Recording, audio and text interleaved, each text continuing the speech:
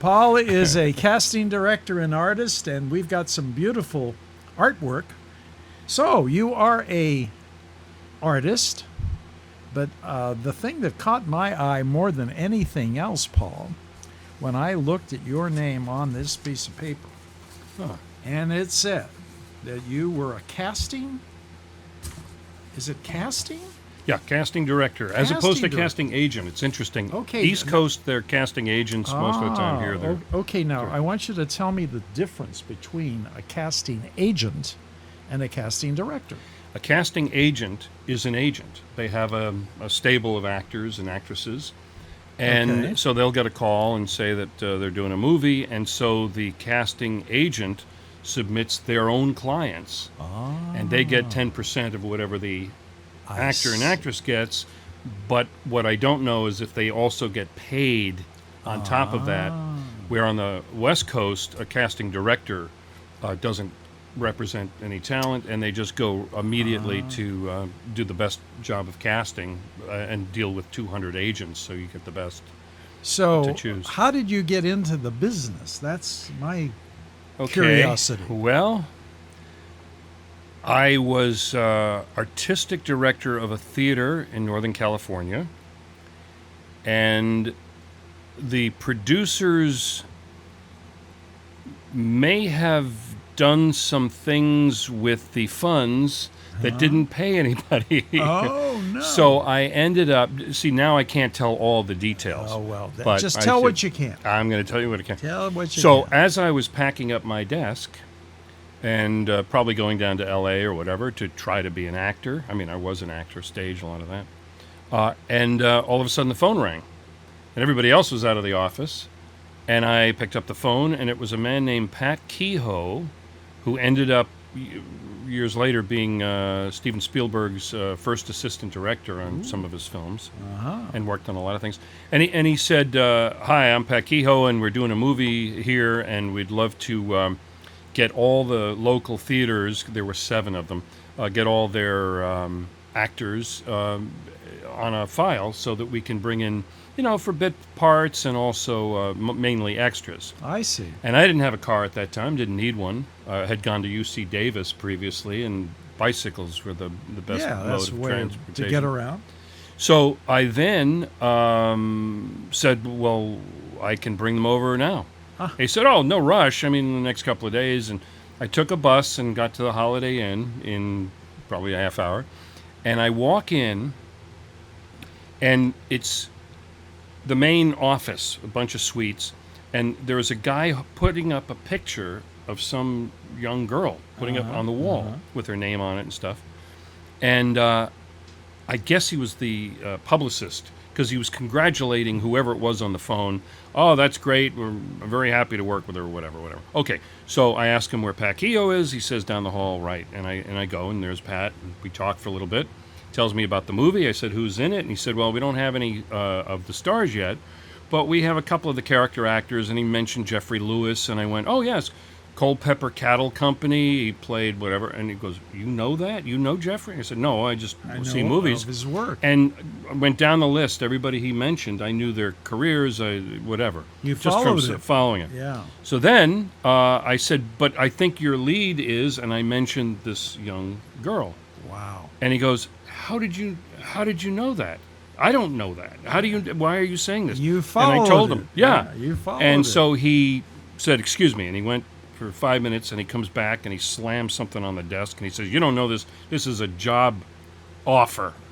I want you to do local casting. I had 6 other meetings set up, but you know more about what's going on with this darn movie than I do, and I've been here for 2 weeks. Great. So that's how I got into casting. Well, that was a great way to get in. Very good way. Accidental, Good way. but... Now, how did you know all these things? I did. It surprised me that he just happened to hire the people that I knew. But when you see movies as a, I didn't really study film or anything like that, but I saw pretty much all the movies when I was growing up. And there's just a point when you start seeing the same people. And if they're good, you go, like when you see Richard Dreyfuss as Babyface Nelson in Dillinger. Yeah. It's like the first time you see him. Then you see him a year later in American Graffiti. And then you find out the casting director, Fred Roos, cast both those pictures, and you go, oh, there's something to this. The movie, and actually they did Series 1, Series 2 of Big Little Lies here on the Monterey Peninsula with Reese Witherspoon. Right. How does someone get an extra part? I know they say, well, they have casting days where, if you're an extra. But don't you have to have a card to be an extra? No, they didn't use Screen Extras Guild, which is now merged with Screen Actors Guild, talent for the extras. Usually what happens is that you hire the casting director in Los Angeles or New York to do all the main casting. Then, for local casting, to save all the money of transportation and staying someplace at a hotel and everything, they get locals. They get locals. So you really put your finger on the right question, because everybody asked me, well, you should know, how do I get a part or audition or whatever. Yeah. And I talked to the assistant or associate who did the main parts. And she said all of it is, even one-liners are cast for this out of L.A. So the only thing they were doing were extras. And a very prolific casting director for extras is a guy named Rich King. And he would have casting either in a day or two, and there'd be like 2,000 people. And there's the woman with I can't remember, she has a purple dog, and she's dressed as purple. And I think they use the dog, but... it just, I don't know. I think so. Somebody told me that she's in it. Is there a tip that you can give someone out there in TV land that's watching now and saying, my dream is to have one bit part, whether it's speaking or non-speaking, in a movie before I die? How do you do that? Well, if they knew you. Oh, if they knew me when I was in L.A., full time. Yeah. You could get them a gig. When I was casting movies and television, a commercial director, one of the best in the business, Rick Levine, contacted me and he said, I want you to cast my commercials. And I said, I've never cast a commercial. He says, that's why I want you to cast my commercials. I am so tired of seeing people that act with their hair and their teeth. I want to see people that from softball, from golf, from poker, from stage. I want to see people I haven't seen before that are really good. Yeah. I was bringing in, I brought in an entire poker game. One guy was an actor. All the other people were not actors. They were poker players. And I set up a poker table, and the actor is telling him, okay, what they're going to do, they're going to say, slate your name, which means look to the camera, and they'll ask profiles and everything. So, okay, and then he's giving him tips on how to do. And so he's dealing, and, it was so natural, except for him, because he was an actor, he was showing you how to deal and everything. They cast everybody except for him. The one actor in the whole group, they cast. So... yes, I was known for bringing in people and discovering people. There was a guy who I was casting. This will get more to the point of now. What do you do? But there was a guy that I think I saw from a seminar before. Probably in his late 20s, looked a little older, character kind of guy. And he comes up to me when I'm casting some commercial. And he says, excuse me, I was in for one of the other things down the hall, and I saw all these people coming in. Am I right for anything? And he was perfect for it. And I said, well, we're kind of running a little bit behind, but do you have an agent? And he says, no, I don't have an agent. And I said, oh. Well, I'd love to take your picture and resume and on the next one, if there's time on this. And he said, well, I have a literary agent. And that's even more impressive. Wow. And I said, well, who's a literary agent? And he mentioned an agency that's very big. And I said, come on in. Yeah, this guy's going to go. There you go. And then 2 weeks later, he comes in again. He says, am I right for anything? And I said, yes, you are. But I now know that you're getting what they call the breakdown service, which all the agents would get, and only agents. They didn't want actors to look at it, because then everybody's going to be crashing auditions. And I said, you're very right for a lot of things I do, and I only put out the breakdown service on maybe a third of what I do. So he gave me his number, and I called this actor, Billy Bob Thornton, at home to come in on auditions for a while because he didn't have an agent. Wow. And you just never know.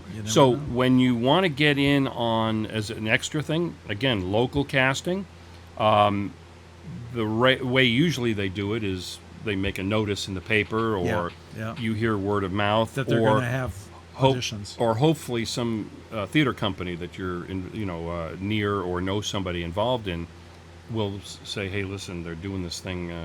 Come on in." If you are going to try and do what we're talking about, is it important to have an agent?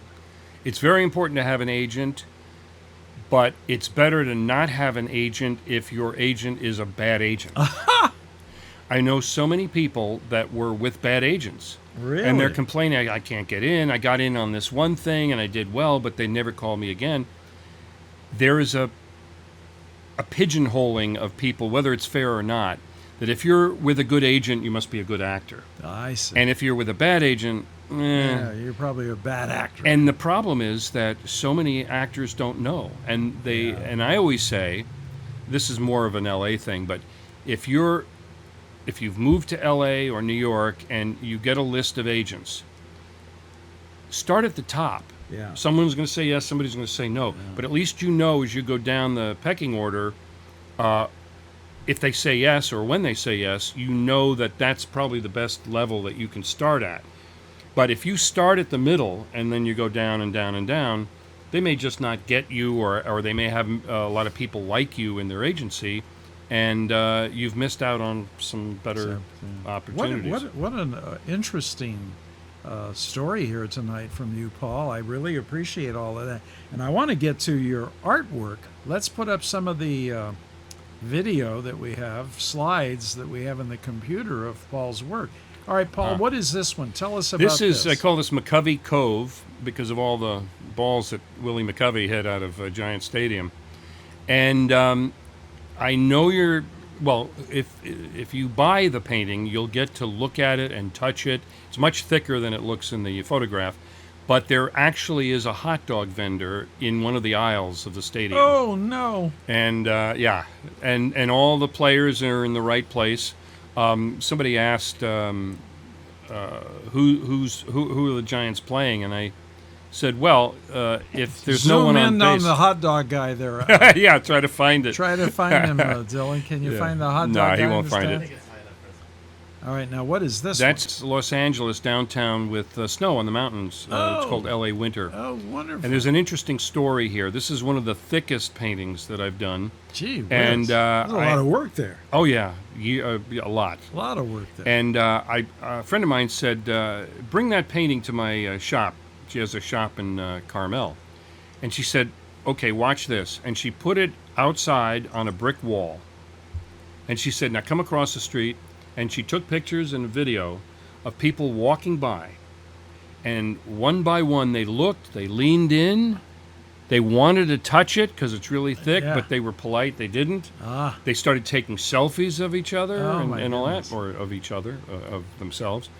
And it wasn't until a mother with like a 8-month-old daughter in her arms, the daughter reached out and touched it, that all of a sudden, like a first follower kind of psychological thing, everybody started touching it. Everybody took pictures of it. At least 60 people took pictures within a half hour. Wow. What shop was this in Carmel? This was Kathy Calhoun's jewelry shop. Great. So we got a plug in. She'll be very happy Kathy, to hear this. Yes, absolutely. All right. This is Dallas. I love it. And this is a 48 by 72 inches. So it's a 6-foot painting.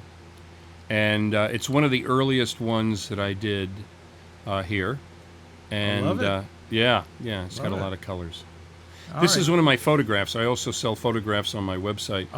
This is called Pebble Beach Ballet. Pebble Beach Ballet, early morning fog at Exactly. Pebble Beach. Okay. Yeah. I've seen it like that. Oh, many times. Black and white. Yep. Okay, and then what else have we got? Ooh, this is Tokyo. Tokyo. This one was a lot of fun to do. A lot of colors. Absolutely. And again, thick, but a lot going on there, Paul. Thank you. How long does it take to do something? Oh, gee This whiz. New York? No, this is Singapore. This is Shanghai. I'm sorry, Under the Shanghai Moon. Oh my goodness! And this didn't cover all the painting. There's a moon. There's upper left. There's a lot of stuff. Wow, and this took over a year. This took more like 2 years. Gee whiz! Because I kept adding paint and changing. Oh my God! And here's the interesting thing. A friend of mine who bought a painting of mine in Los Angeles turned a black light on it. Turned the lights out, turned a black light on. I guess to remember the 60s, I don't know. But whatever happened. I do.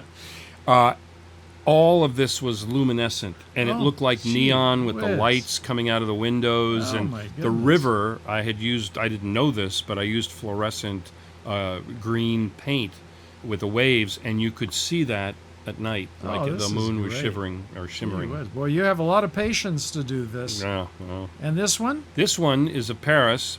This is in the window of the New Masters Gallery on Dolores and 7th in Carmel.